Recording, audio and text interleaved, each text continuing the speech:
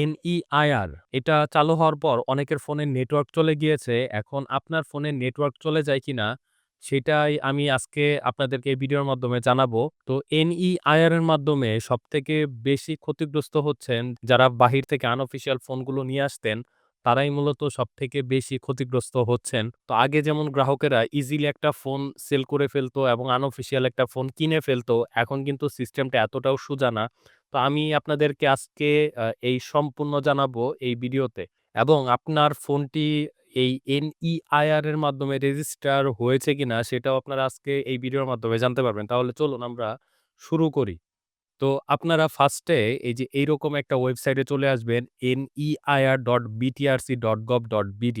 এখানে আপনারা যখন ফার্স্টে চলে আসবেন তখন এখানে আপনারা আপনাদের IMEI নাম্বারটা দিয়ে চেক ফোন ভ্যালিডেশন স্ট্যাটাস নাও। Check phones check phones check phones verification status নাও। তো আপনারা এইখানে আপনাদের যে ফোনের IMEI নাম্বার আছে star uh star hash 0 star hash 06 hash. First এটা হচ্ছে স্টার হবে।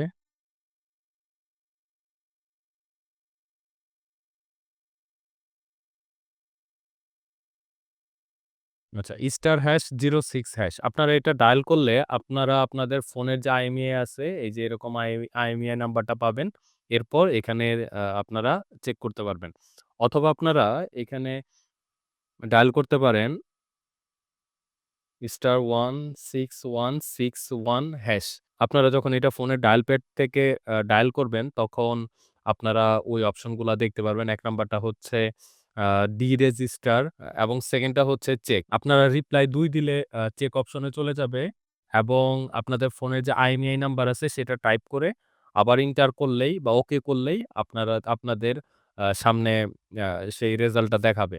তো এখানে আরো একটা বিষয় হচ্ছে, এখন এই ওয়েবসাইটটা ঠিকঠাকভাবে কাজ করতেছে কিনা সেটাও একটা বিষয়। আর যেহেতু অনেকের ফোনে নেটওয়ার্ক চলে গিয়েছে, তার মানে হচ্ছে এই ওয়েবসাইটটা অবশ্যই কাজ করতেছে। তবে আমি এইখানে আপনাদের আরো একটা জিনিস দেখাই। যেমন এখানে আমি ১৫ ডিজিটের উল্টাপাল্টা একটা নাম্বার দেই।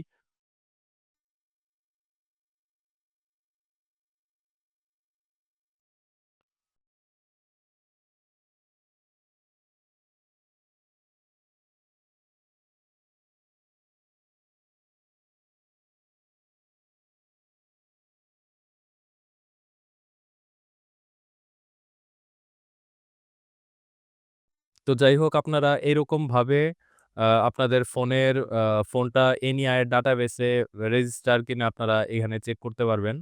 তো এটার বেশ কিছু সুবিধা আছে এবং বেশ কিছু অসুবিধাও আছে।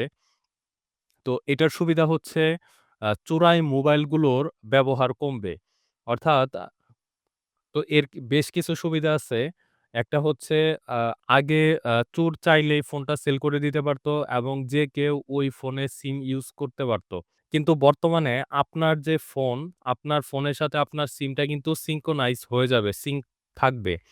সেইখানে যদি অন্য কারো সিম ইনসার্ট করা হয় তাহলে কিন্তু সেই ফোনে সেই সিমটা শো করবে না বা নেটওয়ার্ক আসবে না। তো এইটা হচ্ছে এই NEIR এর বড় একটা সুবিধা। 2nd হচ্ছে অবৈধ যে ফোনগুলো অর্থাৎ আনঅফিসিয়াল যে ফোনগুলো আসতো, এটাও আসা বন্ধ হয়ে যাবে। কারণ সেই ফোনগুলোর IMEI যখন NEIR ডাটাবেসে নিবন্ধিত থাকবে না, তখন সেইখানে বাংলাদেশে কোনো সিম কিন্তু সাপোর্টও করবে না। 3rd এ কারো যদি ফোন হারিয়ে যায়, তাহলে এই ওয়েবসাইটের মাধ্যমে IMEI দিয়ে সেটি ব্লক করে দেওয়া যাবে। এই NEIR এর সুবিধার সাথে বেশ কিছু অসুবিধাও আছে। সেটা হচ্ছে আপনি বা আপনার রিলেটিভ যদি বাহির থেকে কোনো ফোন নিয়ে আসে, তাহলে সেই ফোনের IMEI টা NEIR ডাটাবেসে থাকবে না। সেটা NEIR এর ডাটাবেসে ইনক্লুড করতে হবে, যেটা একটা লেংথি প্রসেস। 2nd হচ্ছে রেজিস্ট্রেশনের একটা ঝামেলা। কারণ NEIR এর মাধ্যমে কিভাবে রেজিস্টার করতে হয় এটা অনেকেই জানে না। যার জন্য একটা ঝামেলা। কারণ আপনি যখন বাহির থেকে একটা ফোন নিয়ে আসবেন, তখন সেই ফোনের যে কাগজপত্রগুলো সেগুলো দিয়ে এরপরে কিন্তু সেটা রেজিস্ট্রেশন করতে হবে। 3rd এ হচ্ছে আপনি যে ইউজড ফোন কিনতেছেন সেটার IMEI NEIR এর ডাটাবেসে ব্লক কিনা সেটা কিন্তু আপনি জানেন না। তো অনেকে না জেনে এরকমভাবে ফোন কিনে ফেলে। পরবর্তীতে সেই সেলারকে আর খুঁজেও পাওয়া যায় না। এটা বড় একটা মিস্টেক হতে পারে। আর অনেক ক্ষেত্রে দেখা যেতে পারে আপনার ফোনের সবকিছুই ঠিক কিন্তু তারপরে আপনার ফোনে সিম আসতেছে না এবং এটা যখন আপনি আবার আনব্লক করতে যাবেন সেটা নিয়েও আপনার একটা আ ভোগান্তি হতে পারে। তো এই হচ্ছে বিষয়।